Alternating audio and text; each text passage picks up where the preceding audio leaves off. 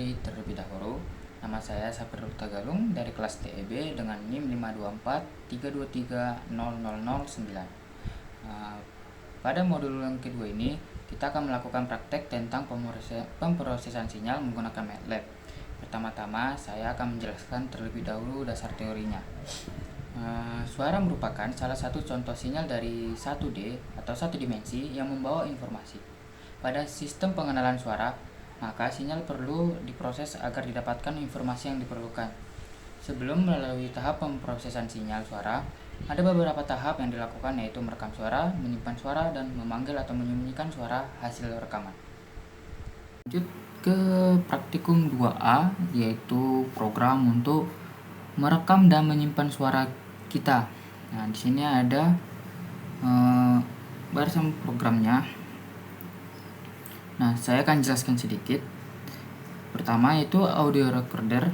Nah, ini digunakan untuk membuat objek perekam suara. Setelah program dijalankan, muncul perintah mulai bicara. Lalu di sini ada record blocking, yaitu digunakan untuk durasi rekaman. Nah, di sini kita menggunakan 2 detik saja. 2 detik durasi rekaman. Nah, lalu ada fungsi play. Nah, di sini digunakan untuk memutar ulang hasil rekaman suara yang telah direkam. Lalu ada fungsi get audio data. Ini digunakan untuk menyimpan suara kita ke variabel Y. Nah, dan perintah plot Y digunakan untuk menampilkan bentuk gelombang sinyal suara pada grafik. Baik. Yang terakhir di sini filenya akan berbentuk WAV, sejenis MP3 lah. Tapi ini istilahnya seperti mentahannya gitu sebelum dikonversi ke MP3. Dan terakhir sini ada audio write, yaitu disimpan dalam bentuk file. Langsung saja kita mulai.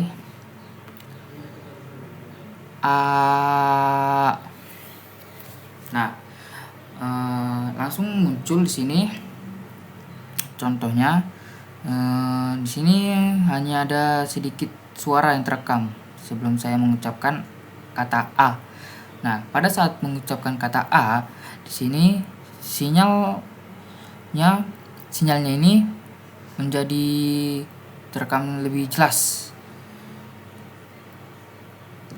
Dalam modul, kita disuruh untuk mengucapkan kata 1, 2, dan 3 masing-masing sebanyak 5 kali ucapan. Nah, di sini saya sudah merangkumnya sebanyak 5 kali.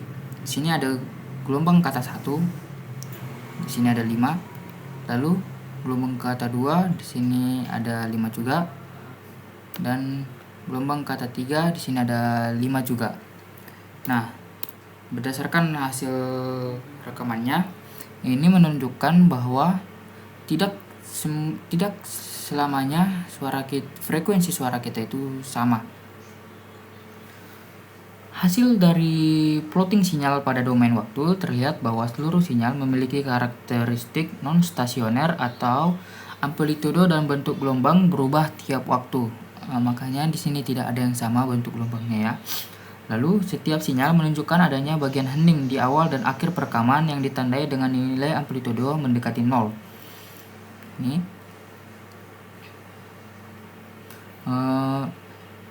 bagian ini mempresentasikan kondisi sebelum dan sesudah pengucapan dilakukan.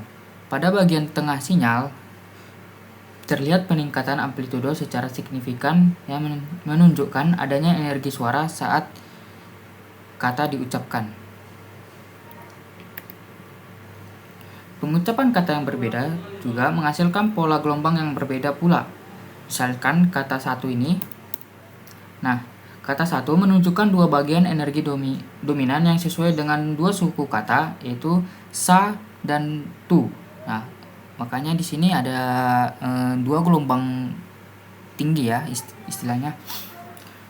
Kata 2 gelombang ini mempresentasikan energinya. Nah, lalu pada kata 2 memperlihatkan pola energi yang lebih terpusat dengan transisi yang lebih cepat. Sini makanya hanya ada satu gelombang.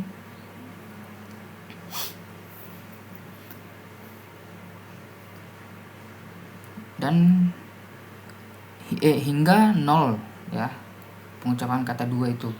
Lalu yang kata 3 menunjukkan distribusi energi yang lebih kompleks akibat kombinasi beberapa komponen fonetik dalam pengucapannya.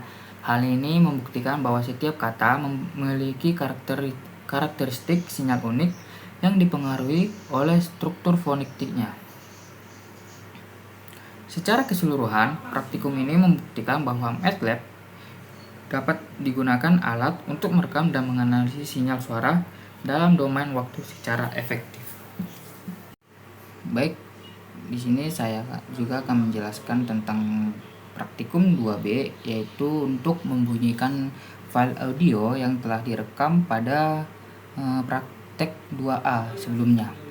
Nah, di sini saya akan jelaskan sedikit tentang pemrogramannya, yaitu YFS sama dengan audio read 1 WAV. Nah, di sini digunakan untuk membaca file audio bernama 1 WAV yang sebelumnya telah direkam pada praktikum 2A tadi. Nah, data audio disimpan dalam variabel Y yang berisi nilai amplitude sinyal suara, sedangkan FS menyimpan nilai frekuensi sampling atau sample rate dari file audio tersebut. Lalu ada perintah sound YFS digunakan untuk memutar kembali suara dari file audio menggunakan frekuensi sampling yang sama saat perekaman. Dengan demikian, suara yang diputar akan terdengar sesuai dengan suara aslinya.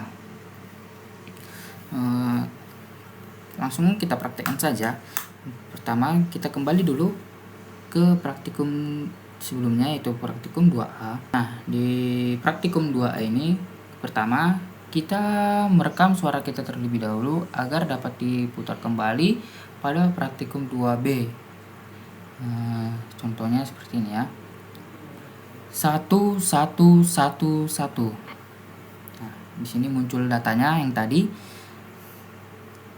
Lalu kita ke praktikum 2B.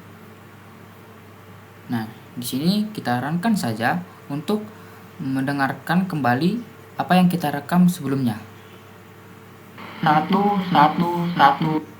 Nah, seperti itulah kira-kiranya dari pemrograman 2B ini. Selanjutnya kita ke praktikum 2C, yaitu untuk menampilkan hasil dari rata-rata, lalu standar deviasi dan menghitung energi total sinyalnya.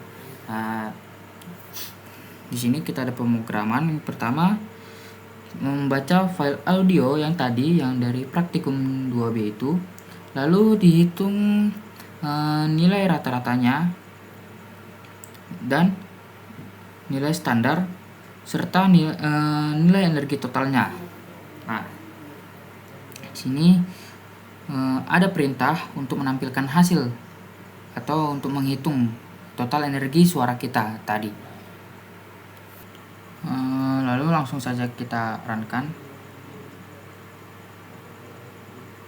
Dan kita ini karena MATLAB-nya masih versi lama, kita harus kembali ke sini.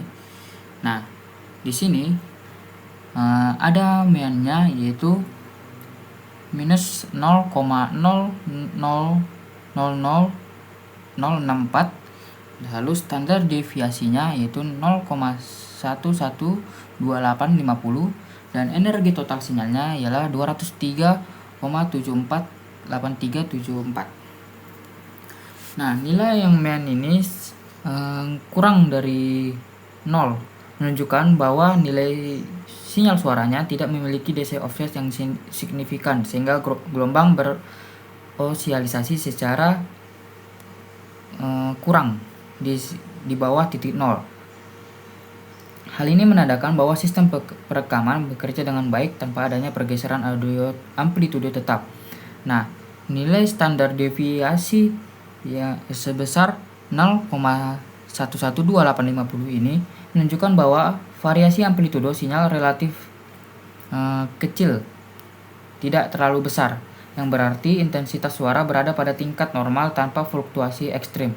Sementara itu, energi total sinyal sebesar 203,748374 menggambarkan besarnya kekuatan sinyal yang dihasilkan selama durasi rekaman. Nilai energi ini dipengaruhi oleh lamanya rekaman serta kuat atau lemahnya pengucapan suara.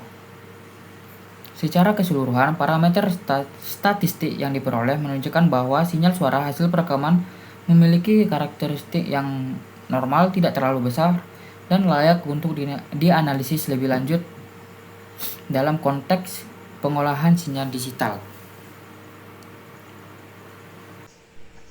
Nah, berdasarkan seluruh percobaan yang telah dilakukan, mulai dari proses perekaman suara, lalu menyimpan dalam format WAV, dan pembacaan kembali file audio hingga analisis parameter statistik menggunakan fungsi MEAN, STD, dan SUM, dapat disimpulkan bahwa MATLAB mampu digunakan secara efektif dalam proses dasar pengolahan sinyal suara digital. Pada tahap perekaman, sinyal suara berhasil direkam dan divisualisasikan dalam domain waktu. Bentuk gelombang menunjukkan karakteristik non-stasioner dengan perubahan amplitudo terhadap waktu serta adanya bagian hening di awal dan akhir sinyal. Perbedaan pengucapan kata 1, 2, dan 3 menghasilkan pola gelombang yang berbeda sesuai dengan struktur fonetik masing-masing, serta dipengaruhi oleh variasi alami dalam intonasi, tekanan suara, dan tempo berbicara. Nah, pada praktikum 2B atau tahap pembacaan pemutaran kembali file audio, sinyal yang telah disimpan dapat direkonstruksi dengan baik menggunakan nilai frekuensi sampling yang sesuai. Hal ini membuktikan bahwa proses penyimpanan dan pembacaan data audio berlangsung tanpa distorsi signifikan, sehingga karakteristik sinyal tetap terjaga. Dan analisis statistik menunjukkan bahwa nilai MEAN mendekati 0 yang menandakan tidak adanya DC offset yang berarti pada sinyal. Nilai standar deviasi menunjukkan variasi amplitudo yang stabil, sedangkan energi total menggambarkan kekuatan sinyal yang dipengaruhi oleh durasi dan intensitas suara saat perekaman. Secara keseluruhan, hasil ini membuktikan bahwa sinyal suara analog dapat direpresentasikan dalam bentuk sinyal digital melalui proses sampling, kemudian dianalisis dan diputar kembali dengan akurat menggunakan perangkat lunak MATLAB. Dengan demikian, seluruh percobaan berhasil menunjukkan konsep dasar pengolahan sinyal digital. Baik, sekian dari penjelasan saya mengenai modul 2 tentang pemrosesan sinyal suara. Apabila ada kata salah, mohon diucapkan. Saya ucapkan terima kasih.